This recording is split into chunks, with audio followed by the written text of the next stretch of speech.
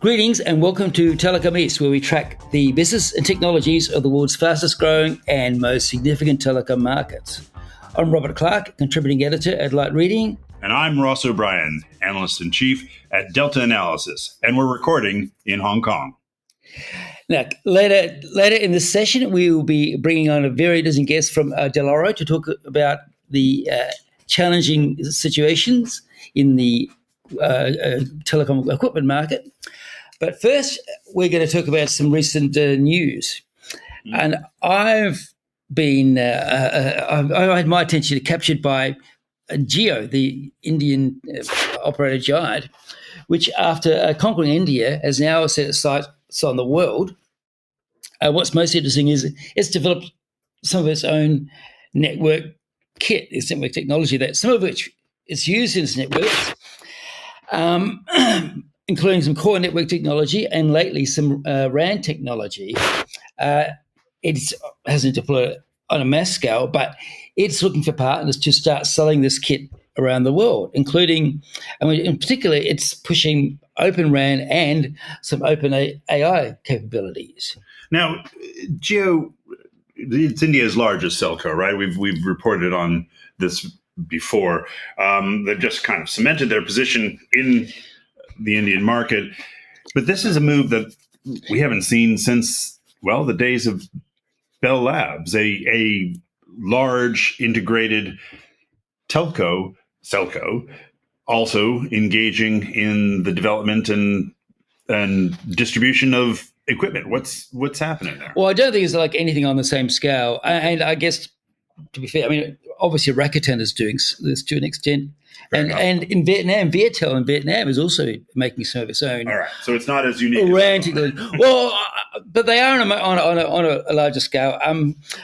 And they are looking for partners. They don't want to do this on their own. And pretty obviously, they don't want to be in a situation of like competing against their suppliers. Right. But it looks like what they really want is to sort of change the cost equation and the strategic equation for their own technology, and to get them like ahead of the game and cut the cost of running and operating and building their own networks. Is it linked to any of these other efforts at a national level to begin to supersize India's manufacturing ecosystem? Obviously, there's been a lot of rumbling around semiconductors and handphones with the efforts of the rest of the world to diversify from China. Is it linked to anything like that? I suspect it's partially linked to that. If India is advancing and growing its own manufacturing industries, it would help Jio to some extent. But I think this is much more about their own specific company needs. Right. Well, cynically, I'd have to say that if it's not plugged into any national development policy, it might be something of an outlier and an isolated effort. Although clearly Jio has the market share to sustain itself in its own efforts. Moving across to China and the company that everyone loves to, well, maybe not hate, but speculate about their nefarious ways. Huawei has continued to go from strength to strength within its domestic market. Recently, news reports intimated that Huawei may still be trying to circumvent U.S. semiconductor bans by opening up shell companies to buy semiconductors from TSMC. But I think a lot of Chinese companies are doing that. Right. In fact, I think all Chinese companies are doing that. Right. So that's not that's a general party foul perpetrated by all. But within its home market, Huawei seems to be not only tapping into some fairly innovative new technology areas, it seems to be doing so in collaboration with old school partners from the West. It was announced that BMW will be integrating Huawei's Harmony OS Next operating system into its smart cars going forward. Now, granted, these are going to be BMW-produced cars only for the Chinese market, but it's a significant step in kind of regaining, I guess, some cachet from a close integration project. And it also seems to suggest that Huawei's intensifying efforts to gain a foothold in the smart car space are pretty wide ranging. Huawei is doing extremely well in its progress in the Chinese auto market. It's a little bit complicated in that, but perhaps speaks to how well or how broad their strategic ambition is, that they're working on multiple levels with a joint venture. They set up their own auto technology subsidiary, or sometimes they just sell. I think, as in this case, they just sell basically the Huawei inside the Harmony OS ecosystem. Yeah. But they have a really strong position in China with just about all the big state-owned auto players. Mm-hmm. The big private guys like BYD are basically doing their own thing, obviously, and Xiaomi. Yeah. But Huawei is doing very well in China. So in the auto sector. So if I were a foreign auto brand in China, certainly I would be very interested in teaming up with Huawei. Well, certainly if you're a German automaker who has been casting about for a new lease on life on China, that semes to make a lot of sense. Sure, and I think the German auto companies have been. We know they're doing some very hard thinking about how they engage with China and with its digital capabilities. Yep. This project will kick off in 2026 with BMW's next generation EV, and I'm going to butcher the German, but it is known as the Neue Klasse. Neue Klasse. Do you speak any German? No, I'm guessing it stands for New Class.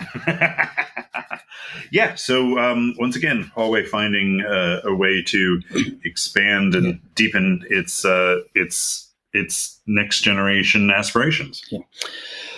Right. Well, also in China, I've just come across an interesting research note from Goldman Sachs on the China market, and specifically the operators, the Chinese telecom operators, and this really speaks to their unique role in the cloud and AI market in China.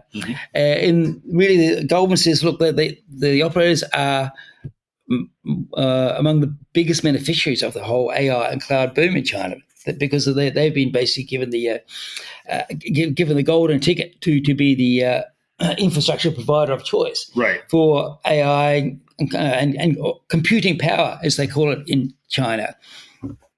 And I mean, Goldman points out that as well as being able to provide their own cloud services and AI services across their own infrastructure, they are also being able to provide it to other cloud companies, AI, the Alis and the Tencents, and so on.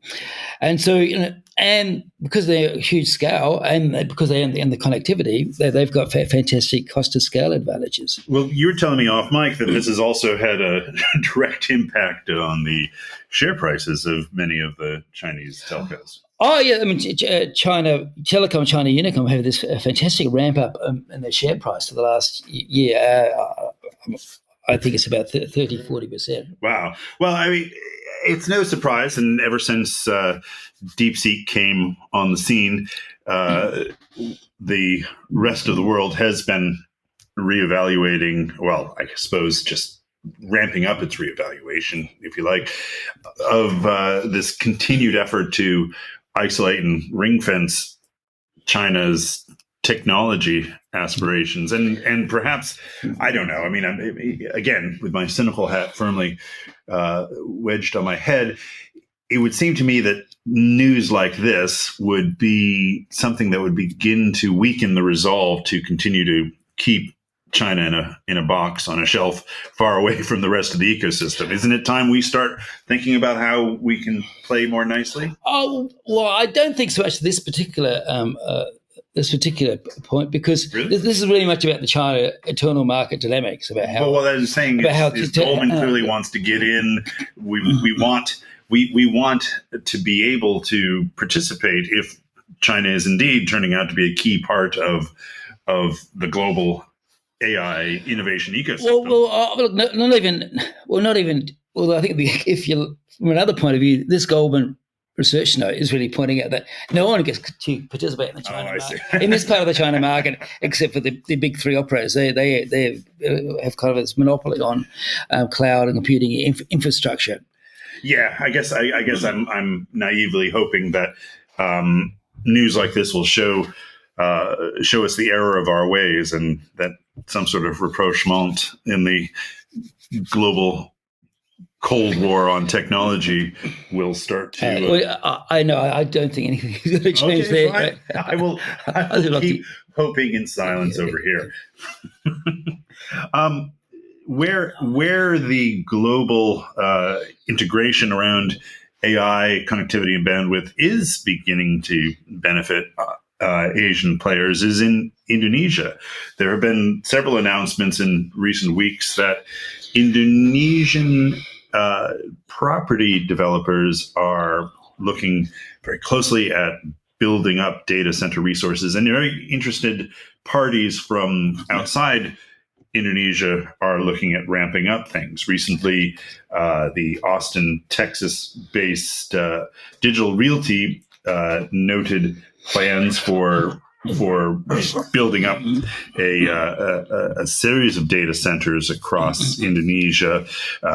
Digital Realty has some operations in traditional hubs like Singapore and Hong Kong and Australia, but this would be its first significant foray into sort of non-hub Asia, as it were. And also, Oracle recently was reported as mulling a cloud services center on Batam Island. Now, Batam is an island just to the south of Singapore, and it's not long been known for being part of Singapore's extended regional manufacturing ecosystem, kind of Singapore's answer to the Greater Bay Area. And just on Batam, does Batam have special sort of infrastructure for data centers and other major infrastructure providers? Well, there is this sort of what's known as Nongsa Digital Park.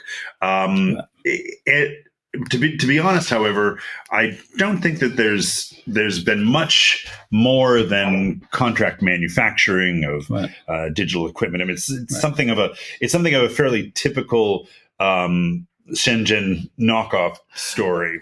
But I mean, I'm curious.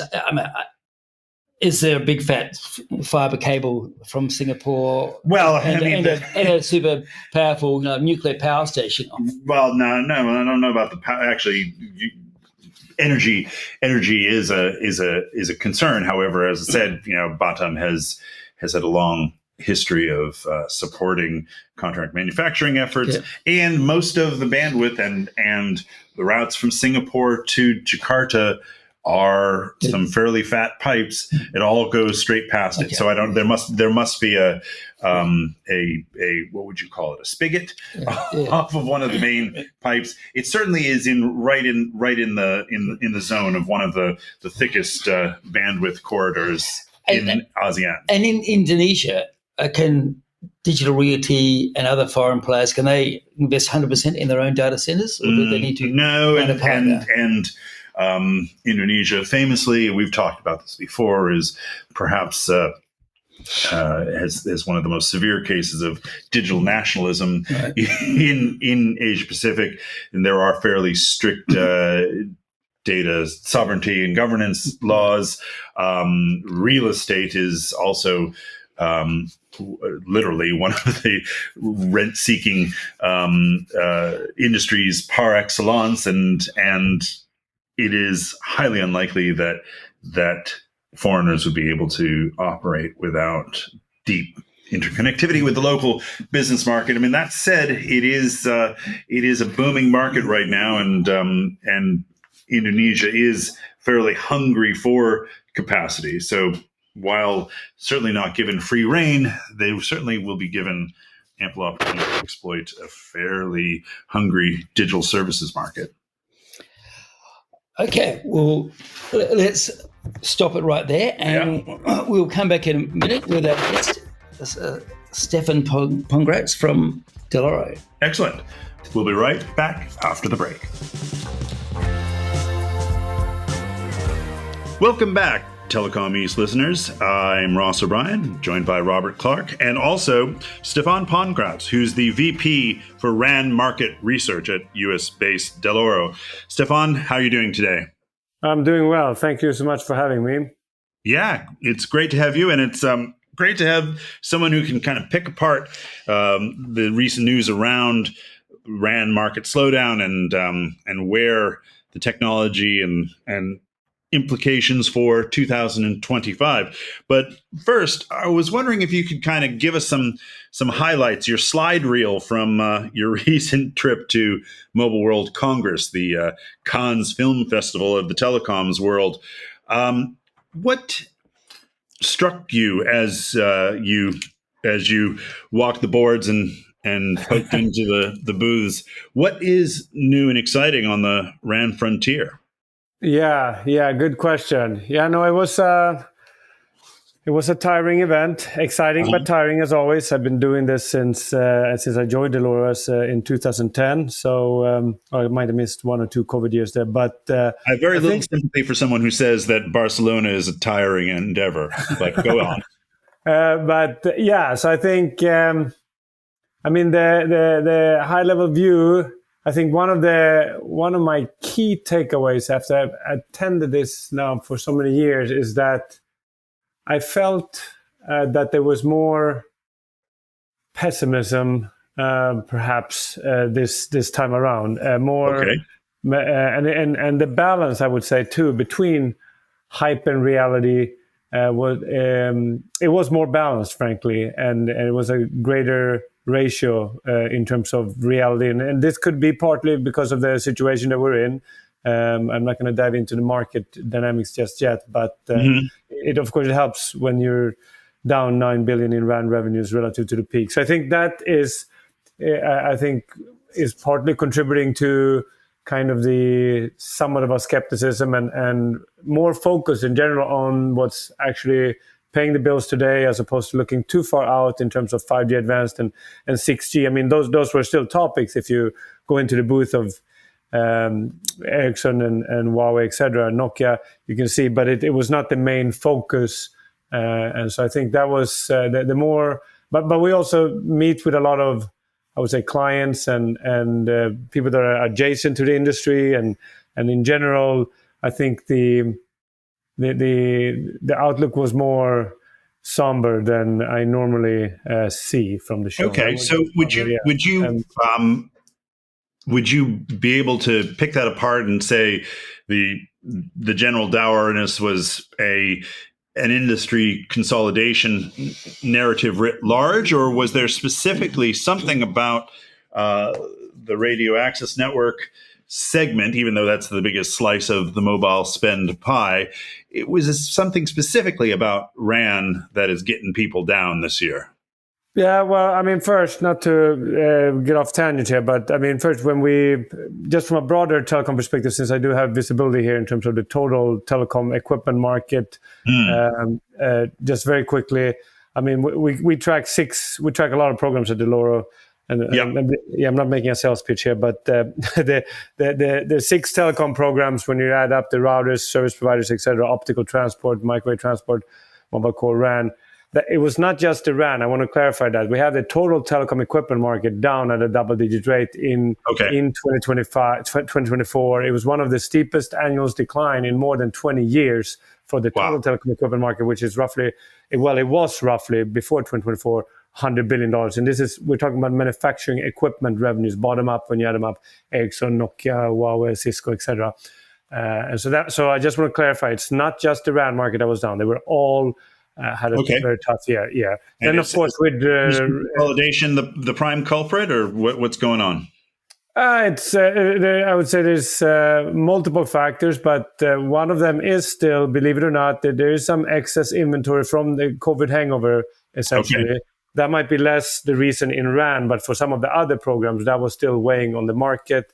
There's a challenging macro environment that's impacting, is spurring some uncertainty, which is impacting operators' investment decision. And of course, the comparisons in RAN in terms of 5G, they are becoming now more difficult as your 5G coverage now covers more than 50% of the global population.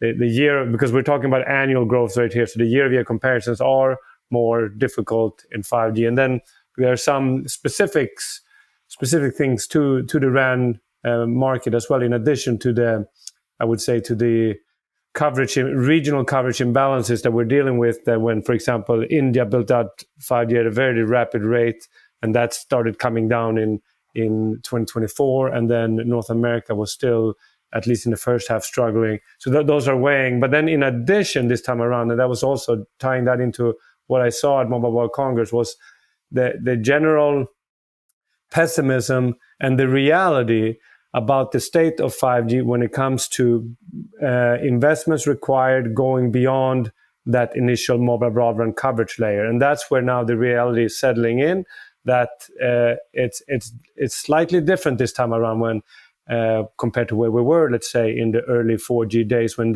mobile data traffic was doubling, and LTE did not provide that much of a capacity boost relative to HSPA+. The channels were not that much wider. And now mobile data traffic is not doubling.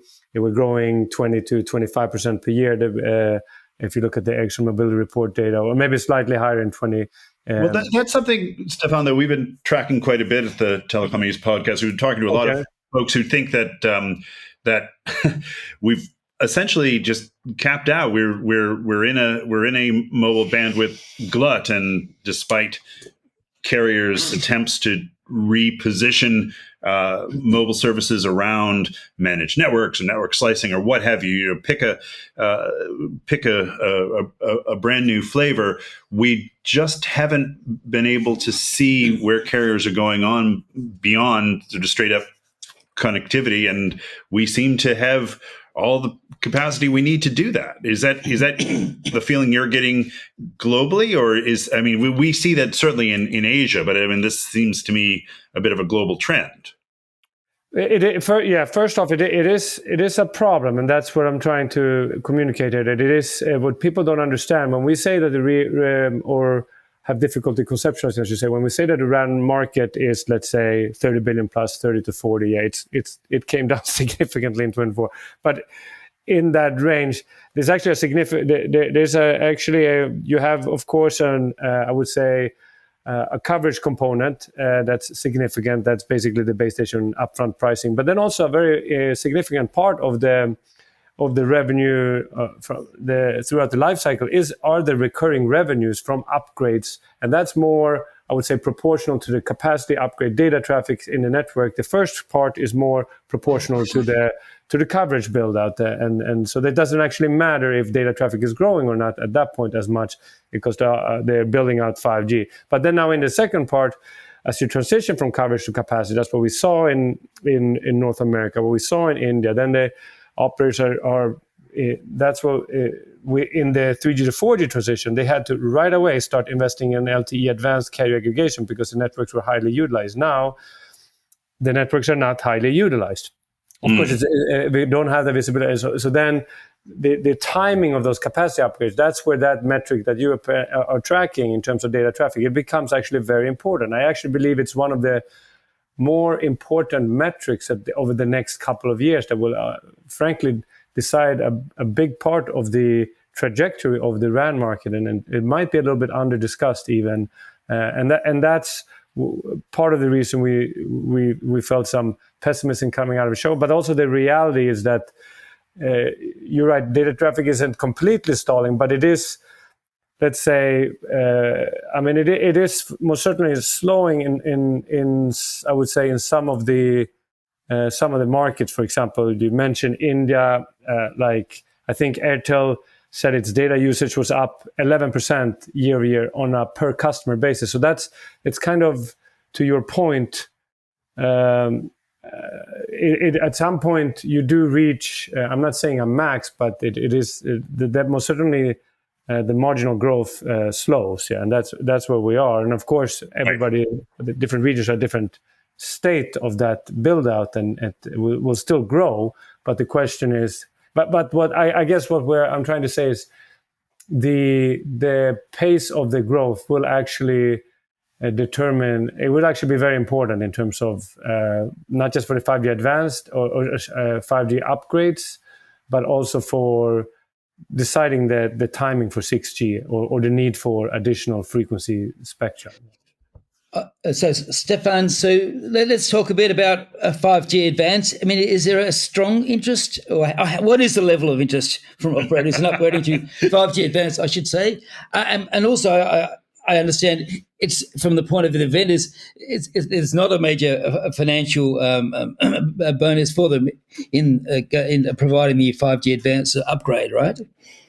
Yeah, no, it's the way we think about 5G Advanced is that it's basically we believe it basically really stated it will play an essential role in as part of the 5G journey, but it's very unlikely that it's going to result in a significant capex cycle. So the operators will operators will just gradually shift the capex from the prior 3GP release or towards 5G Advanced, but they will do that within their confined capex budgets, and that's kind of what we're actually already transpiring. It's not so much a prediction, but already transpired in China, for example. China Mobile, I don't have the latest data points, but they said they were going to reduce 5G capex by almost a fifth in 2024, and then simultaneously launching 5G Advanced in more than in 300 cities, I believe. They said was the goal in 2024. We'll find out when they have their annual update. But so that is kind of how we're not forecasting a major capex upgrade. So it will be a gradual transition with, and of course, a lot of it can be done in via software. It depends a little bit on how the suppliers and operators also define 5G Advanced. We have slightly different definitions. Some of them are targeting, talking about multi-carrier aggregation, et cetera, with higher speeds. And in some cases, sorry to step over you, Stefan, but you mentioned in your most recent report that both Huawei and Ericsson have gained share in 2024, but in a slow growth, no growth future, how would you characterize the two leading vendors' approach to market expansion? How are their strategies similar in how they're approaching RAN sales going forward? And are there some critical differences we can expect to see from each of the two in the years ahead?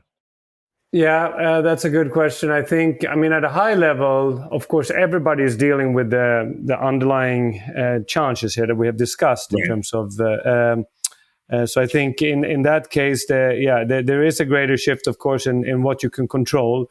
In terms of course, mobile broadband is still very important to, I would say, all the leading suppliers. So to supporting the existing mobile broadband networks, then of course also figuring out how to compensate as the mobile broadband coverage comes down. And I think the majority of the leading operators, including Huawei and Ericsson, they do see that the 5G2B or whatever enterprise private wireless, that is a big opportunity.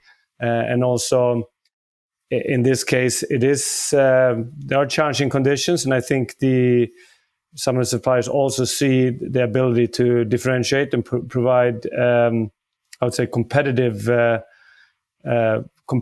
TCO or the best possible TCO and performance is also a form of differentiation in this very tough environment. So I think it's about maximizing what you can do with the existing and what's paying the bills today, but then also being somewhat opportunistic with the new use cases. But then, of course, as well realizing that's there's limitations there in terms of how fast that will grow. And then I think there might be some minor variations in terms of obviously depending on the regional focus, if one is more in North America versus China, and there are more, let's say in China, we all know they're a little bit ahead when it comes to virtual private 5G and enterprise 5G networks. There's more top-down initiative over there. And so that they might be growing slightly faster there, and let's say in the rest of the world. Excuse me. And of course, there are other things too that they're all working on to compensate in terms of there's a lot of things happening that we haven't had time to discuss in terms of introducing more energy efficient solutions, etc., and perhaps shortening the refresh cycles. And there's certain things you can do in terms of stimulating more upgrades, etc. But I think at a high level, those are that's the. And then of course we didn't discuss. Kind of important here is that one of them has a little bit more limited TAM here, and then of course, so that of course changes how aggressive you can. We've obviously seen that Huawei has been a little bit more aggressive in the markets where it is allowed to play, and we've seen some share improvements in, let's say, and Huawei is now very well positioned in the RAN when it comes to, let's say, Middle East and Africa, Latin America, parts of Asia Pacific. We see some share gains there. Europe came down a little bit initially, but now is starting to stabilize, but still, of course, down relative to the I would say pre-geo intensification phase. Right. So that those are factors as well that might differ, obviously, in how they approach things. Yeah. Well, Stefan, I know you got to go, but Robert's got a burning closing question he'd like to ask you about Open RAN. Before I get to Open RAN, I do want to ask you a bit about AI. Firstly, is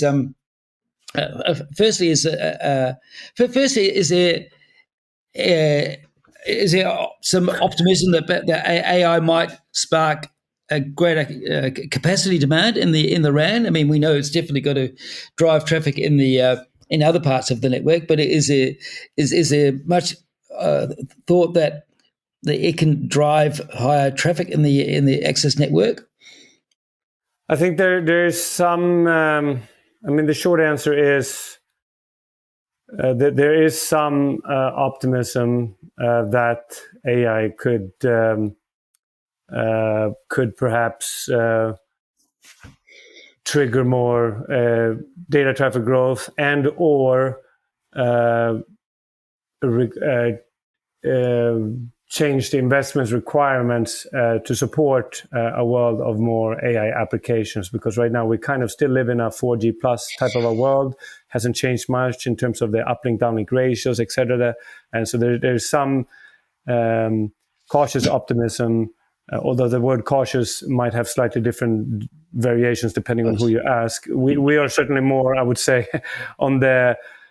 Let's just say that I haven't changed my data traffic growth projections based on what I've seen here, and but in general, the people are throwing around that AI term a lot, and perhaps there's a little bit of optimism now, not just about its ability to change the data traffic trajectory, but also to be a top line growth catalyst, and also perhaps even.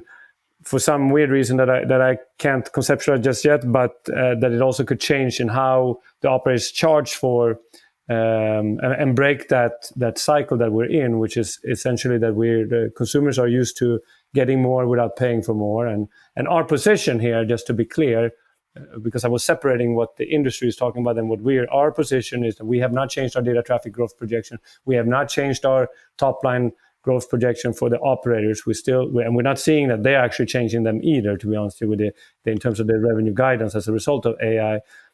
And we certainly don't expect, we still kind of divide this big problem into fun and not fun, meaning things that are fun, like watching cat videos and burritos, that's people are not going to pay extra for that, but it's good for the data consumption.